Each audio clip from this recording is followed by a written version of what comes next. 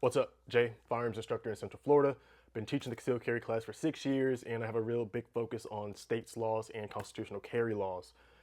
Florida, another big decision. I didn't think in 2 years I'd be reviewing 2 different district court appeals decisions, and this one is even more impactful than the one from last year, so let's hop straight into it. If you are 18, 19, or 20 years old in Florida as of today, you now have an opening pathway to be able to legally get a concealed carry permit. This has always been a big topic for all the years that I've been teaching. Whenever I touch on the 18 to 20-year-old cohort, the videos always do really well. I always get a lot of calls from the the young kids that basically want to carry. Yes, you're adults, but I'm sorry, I'm a little bit older at this point. They have many questions. They are very enthusiastic about getting a concealed carry permit, but the law prohibited them, and there was nothing I could do until now, apparently. So on June 17, 2026, the Florida 4th District Court of Appeals ruled that Section 790.06, the statute that disqualified every 18 to 20-year-old from concealed carrying, is facially unconstitutional. Not unconstitutional just for this one specific case, but totality. It's unconstitutional, just like open carry was deemed unconstitutional last year. The Florida Attorney General is also not fighting it, just like last year. When we get these cases and they get these rulings that specifically around the Second Amendment, it's very hard. It's not worth really taking a second loss and trying to take it even higher, because the ruling and the evaluation is going to be the same at this level of the judiciary process. Let's break down exactly what happened, why it happened, and why and how it applies to all of you inside of this cohort of 18 to 20 years old now. Let's get some backstory, just the facts of the case. The case started with 18-year-old named Jalen Eubanks. In 2024, the police called that someone pulled out a gun on a vehicle. Officers responded, matched Eubanks to the description, patted him down, and found an unholstered gun on his waist. Everybody knows that's my pet peeve. And a holster is the golden rule of safety, although it would not have helped him in this situation. He was charged with concealed carry of a firearm in violation of 790.01. It's a third-degree felony plus improper exhibition. If you pull a firearm, you know that is brandishing, but there usually aren't brandishing laws in every state. So a lot of times what it ends up becoming is an improper exhibition or maybe a menacing charge, something like that. Here's the critical detail. He was not charged with open carry. That was a completely separate thing. So just because he had the firearm in his hand, or maybe it was seen, he wasn't charged with open carry, because once they patted him down, it was concealed at the point they did the pat down. Eubanks' defense moved to dismiss the concealed carry charge. Their argument, the law banning 18 to 20-year-olds from concealed carrying violates the Second Amendment. The trial court said no, denied the motion. Eubanks pled no contest, but reserved the right to appeal that one specific legal question. That's how it got to the 4th District. Same thing with the 1st District last year. Open carrying in public, took it to court, argued that one part of it, and got to this same ruling. If you can force a court to essentially evaluate a firearms law based under Bruen, it seems like you have a pretty high success rate of winning that case. You just have to deal with the repercussions on the front end of it. But in 2 different decisions now on the backside, they've gotten major wins for 2A. So what's the actual statute here? Florida lets you conceal carry without a license if you meet a certain criteria for licensing under 790.06. One of those criteria, subsection 2B, says that you have to be 21 years of age or older. That's it. The entire fight, no background checks, no training, not a mental health issue. You just have to be 21 in order to get a permit, and that is how it is always read. Yes, there are things that will disqualify you, but in order to get a permit, you just simply have to be 21 and have none of those in your past, essentially. And there's a line in the statute itself that the court leaned on hard, subsection 16, says the law shall be liberally construed to carry out the constitutional right to bear arms. This state wrote its own statute that ambiguity should favor the right of the restriction. So I've always quoted that in my classes, like, shall be liberally construed in your favor. So when people ask, can you open carry in the car? Yes. When we went permitless carry in 2023, again, if you didn't have a permit, the law is liberally construed in your favor to be able to have a concealed carry on your person. So these are things I've already touched on just in the past, and we're building from there. The legal framework, to understand why this ruling landed the way it did, you need the 4 Supreme Court cases that built the modern Second Amendment test. I'll keep this, pretty short because these are obviously lengthy cases on their own. The Heller 08 case, which I've touched on before, the Supreme Court said that the Second Amendment is an individual right, not just a militia right. And critically, the court defined the people protected by the Constitution as all members of the political community, not an unspecified subset. The phrase not an unspecified subset is going to matter a lot in about 5-ish minutes. McDaniels 2010, this made the state's argument, this made the Second Amendment, apply to the state law, not just the federal law, through the 14th Amendment. The court said the right to keep and bear arms is not a second-class right subject to an entirely different body of rules other than the other Bill of Rights. Then, of course, we have the famous Bruen 2022 case. This is a big one because this is really what sets the test, and this is, in my opinion, what, since 2022, how firearms laws have changed across the country. It's primarily because of Bruen. So there's a twofold criteria when it comes to Bruen that we've touched on, but we'll go through it quickly. Does the plain text of the Second Amendment cover the conduct? If yes, the Constitution presumes you are protected. Can the government show regulation inconsistent with American historical traditions of firearms regulations? The government can't just say, this feels like a good safety idea. They have to show a real historical analog from the founding era. I do kind of agree with that because I think a lot of politicians that are not into the Second Amendment simply come up with these ideas that they think are great, but you have no real understanding. It's like a politician basically trying to do surgery. It's like you're not a surgeon to tell a surgeon how to do things necessarily.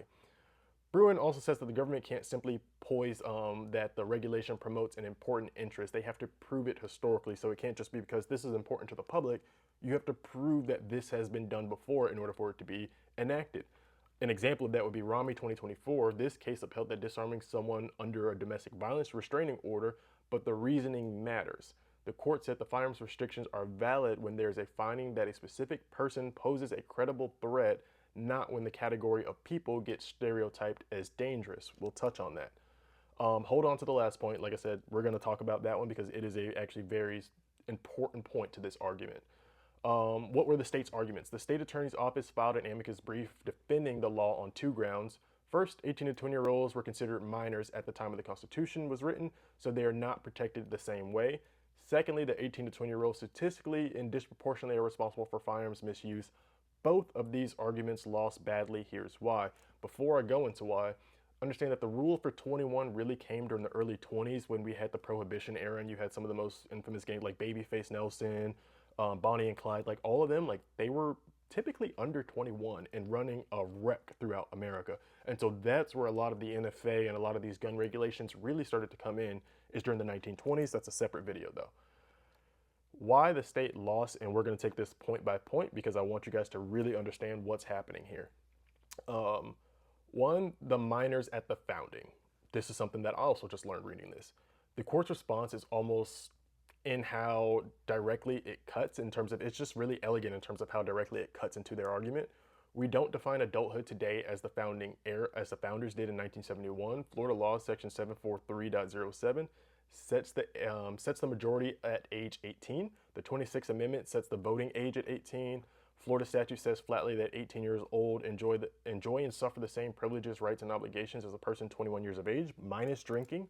The court quoted a dissenting opinion that said 18 to 20-year-olds in Florida today, in other words, adults, are analogous to legal adults at the time of the founding era, not legal minors. In other words, you don't get to travel back in time to 1971 and define of adult and apply it to people living under 2026 law. We define adulthood now as it's 18, which I do feel like this is a contradiction, because if Bruen says you must evaluate it in the founding era, but you're saying, okay, the founding era had it this way, but today we do it this way in terms of the age and what we define as adulthood. But it's like, I thought we had to put it in the founding era. So I do feel like this is a contradiction. They're disproportionately dangerous. That is where Rami comes back. And Rami said you can't disarm a specific individual when there's finding that persons is a credible threat. You can't disarm an entire category of people based on a generalized statistical claim about that group. The court was blunt. 18 to 20-year-olds are not comparable to the mentally ill. They don't, as a group, invite a clear threat to physical violence to another.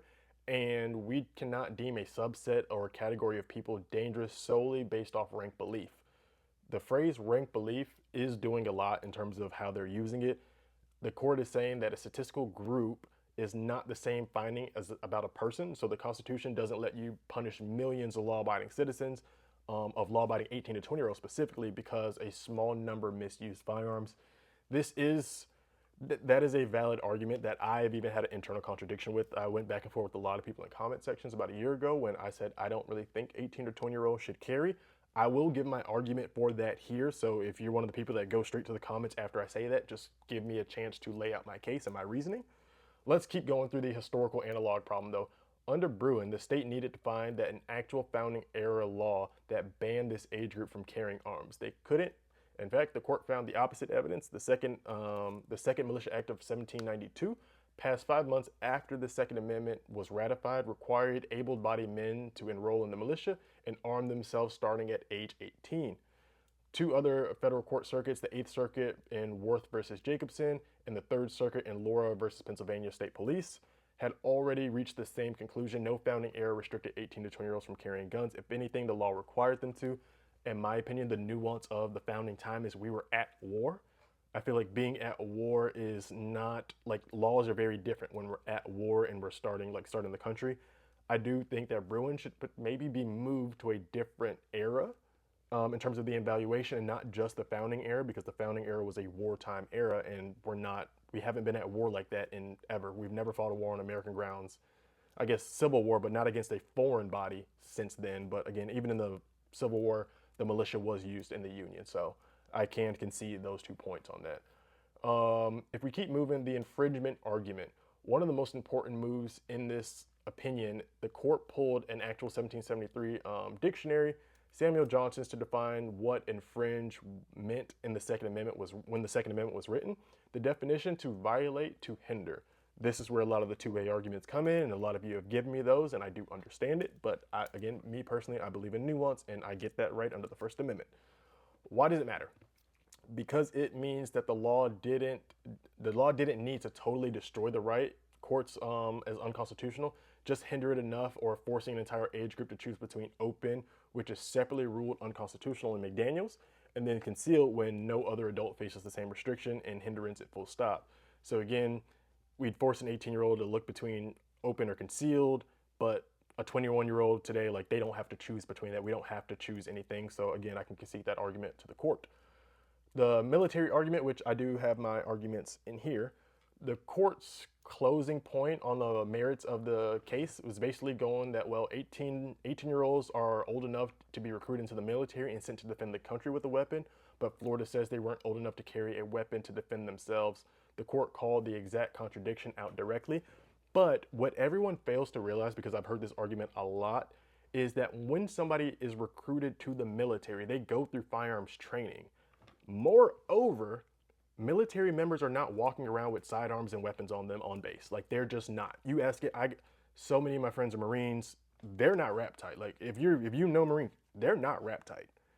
They don't trust some of their other Marines with carrying guns. Like, they know them, they're in the military. We paint the military as, this very strict discipline, but like, they're a bunch of idiots. Like, let's be clear. I love the service member.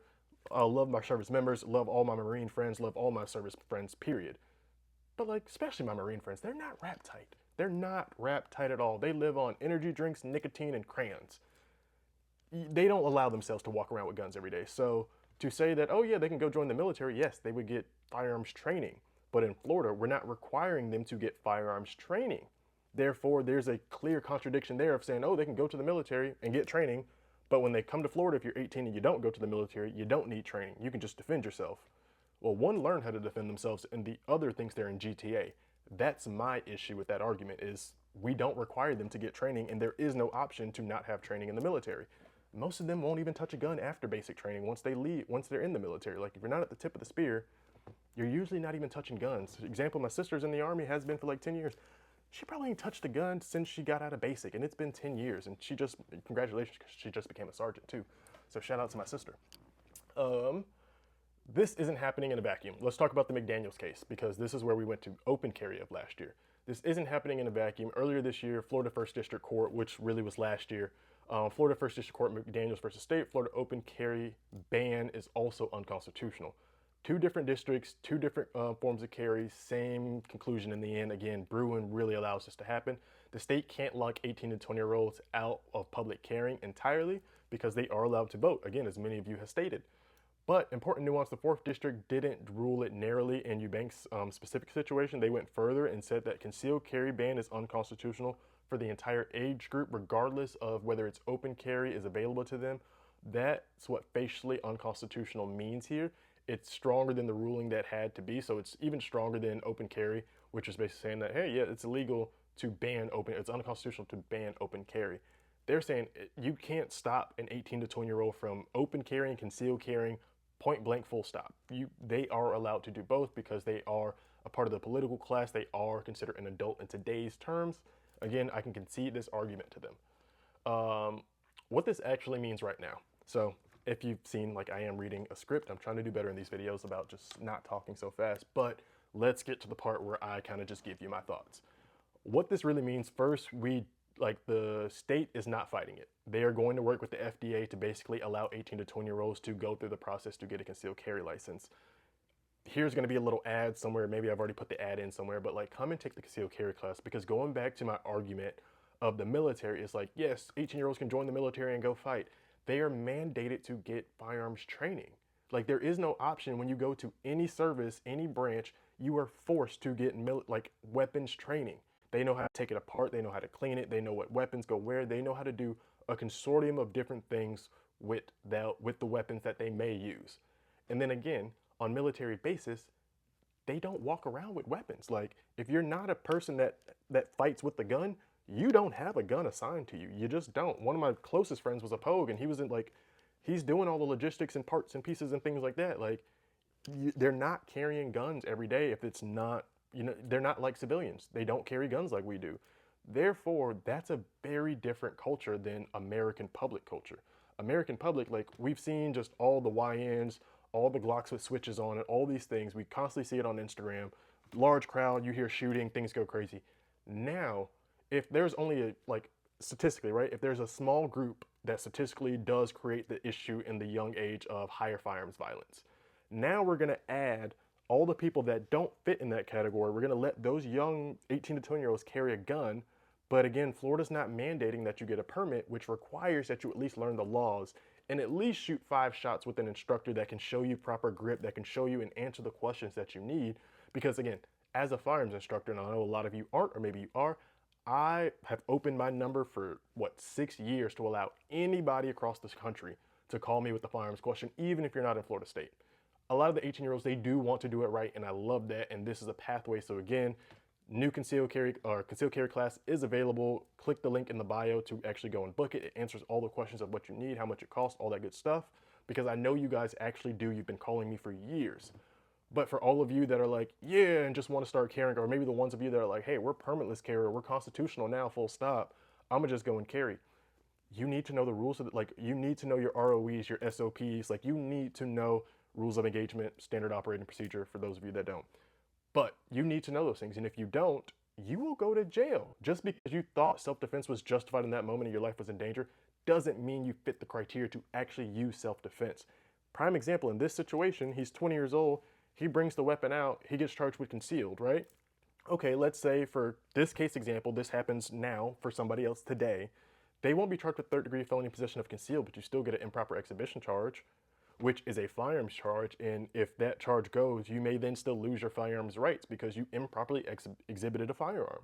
Like, those brandishing laws are so nuanced that, like, if you don't take a class and learn about that, you're going to do that and then lose your right for the rest of your life. So yes, you could carry a gun at 19 years old and you started to do so, but you caught a case and then you lost your gun with a felony for the rest of your life, which I don't think improper exhibition is a felony. It may be a misdemeanor, but if the judge, which they do have discretion to, kind of give out things or give out decisions and rulings and punishment in the way that they kind of see fit to a degree.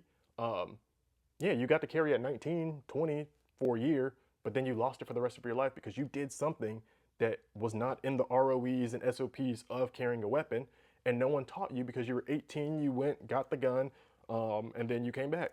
With that same sentence being said, it's still likely that 18 to 20 will not be able to purchase. I do know of a case in Florida that the NRA is pushing to allow that to happen again, and I do think there was actually movement on that front. Again, I don't agree with that because I personally lost friends in Stoneman Douglas, and for the 18-year-olds that are not in the military and they're still in high school, if they get pissed off one day and decide to go and buy and like go to the school like that. And then again, for all the other arguments about teachers and all this stuff, like it's the kids that we have to worry about in the schools, not the teachers. The kids are the ones doing the shootings in schools, not teachers. There has not been a single mass shooting at a school that was done by a staff member of the faculty. If anybody finds one, put it in the comment section. Show me a mass shooting where the teachers are the ones that went to the school to do it. The teachers, yes, you can have outside third parties come in to do damage. We've seen that. All right, can't like that's a variable. But the vast majority are students between 18 to or between 16 to 18 years old. The median age of most school shooters is about 17 years old, right? Usually they're not going to the store to buy it. They're usually just getting it from their parents' house. But in the case that happened here, which is why we passed the ban on the purchase, the ban of 18 to 20-year-olds being able to purchase, was because of Stoneman Douglas. Kid in high school, 18, goes to Walmart, buys, goes back to school, lights it up. Like that's an issue. That's a real factor that we have to like bring into this conversation that I don't think a lot of 2A people like to bring into the conversation. They're just like, oh yeah, guns are like, yeah, guns are cool, but like, let's not play. We know what guns do. Some of us are responsible. We can't guarantee all of us are responsible. The emotional instability of an 18-year-old with hormones, thinking that school, like their life is just over, or that it's just so heavy on them, I think is interesting. And I'm going to leave this point here, last part of it. But like specifically when it comes to the schools, and then again, if you know, I do private security. I was just at, thankfully, Father's Day. Like it was a concert with a lot of older crowd. But when I go to these events that have the younger crowds, I am on my toes and head on a swivel the entire time because I know I have to get it right every time. I just have to not be looking at them for 2 seconds. 2 seconds, they pull and it's a thing with a switch on it. That's 30 rounds gone in less than 2 seconds, less than 3 seconds, man. Like those are the kids I'm worried about. And it's like, if they don't, granted, like again, they're already breaking the law. So they're not really the biggest worry. They're my worry in terms of protection. But my next worry is the 20-year-old that now can carry, sees that happening, starts pulling his gun to just shoot. Like, no, I've been in that situation where I am afraid that they're going to start letting off. And we've had to retreat because it's like, if there's 1,000 people at an outdoor event and they do start letting off, how do I justify who I decide to target? I can't, because is he using self-protection to defend himself? Was there an altercation of somebody threatened his life and then I just targeted a victim? And then I have to target the person that's also like, there's just too many domino effects. And again, if you're 18 to 20 and you're just like, ooh, it's cool, I can do it because the law. You ever thought through that situation? Like, you have to think through using a firearm and owning a firearm and carrying a firearm. It is not just the movies. Like, there is no respawn. This is not GTA. You will not start over. It is over. Life is over if you make a mistake with the firearm. So take a concealed carry class. I have a free firearms carry PDF that I just developed. So on the landing, I'm gonna put it here, or I'll add the like little commercial break here. But you can go on there if you don't want to sign up for a class. Go ahead and download the free PDF. It has all the state gun laws, although it is now not completely accurate since we just changed this law. But like obviously the video is kind of doing that caveat, and I am gonna change it. But you can at least get that, have all the carry laws, have a PDF on your phone that you can just refer to anytime if you don't want to take the class. I hope a lot of you do come to take the class because it is just, it's needed. I don't want you to catch a felony charge. I don't want you to lose the right to vote, the right to own a gun, the right to do a lot of things that you could do at 18 years old because the state passed something and you're like, oop, it's full stop. This is not a game. This is not a game. On duty, I tell people, like, don't talk tough about gunplay with me. It's not a game. It's like life is on the line. Your life is on the line. I need you guys to take it serious. For all the 2A community, yes, it's a big win for us, but like, let's not play like guns don't take lives. People obviously take the lives, but like, let's not play like people don't do it and people don't carry guns right. Like, let's not act like everybody's just a up and standing law-abiding citizen, educated, and they do all the proper things. If people did all the proper things, I wouldn't need to make these videos because they'd be like, hey, you're telling me the same thing. But if you go to the comment section, you'll see a lot of people don't know some of these things. So I do this to educate them. This video is starting to get a little long, so I am going to start to end it. Please check out the comment section, go to my Instagram, or specifically go to the description, click the trigger training, click the link to actually get the concealed carry. I'll make sure it's easy for you to actually be able to look at, but click that. At least if you don't want to take the class, get the free PDF with all the laws on it. Again, I'll update it soon. Or take the class, call me. Like, let's really go through it together, and like, let's not let, especially for the black kids who I know are doing a lot of the BS and maybe around where some of this BS happens. Again, encompasses everybody, but I am targeting my people right now. I need you guys to get educated. Like, I don't want to see a bunch of you going to jail. I don't want to see, of any race, you know, I'll take it back and encompass everybody. I don't want to see any of you young boys or young girls going to jail because you did something that you thought you could do and it's not how the law works. Please, if you don't ask the question, watch the video. If you know somebody that needs to see this video, please send it to them because this is important, especially if they're 18 to 20 and they're interested in guns. Please send this video to them or somebody else. Whatever you got to do, just get them educated. Education is the way that we break the ignorance of the world, is through education. So I won't keep you any longer. Thank you guys for watching. More content coming soon. I've been building out the company infrastructure. That's why you haven't seen me in months, or at least since the first District Court of Appeals decision in September of last year. You haven't seen me because it's literally been just go, go, go in terms of the business, on the training side, on the security side. We got more things in the background we've been doing, but a lot more structure is here. We are moving a different way. You saw I used the script for the first time, and excuse me if I fumbled on it, but I don't think I spoke as fast as I am literally speaking right now. With all that being said, thank you guys so much, and I will see you on the next video.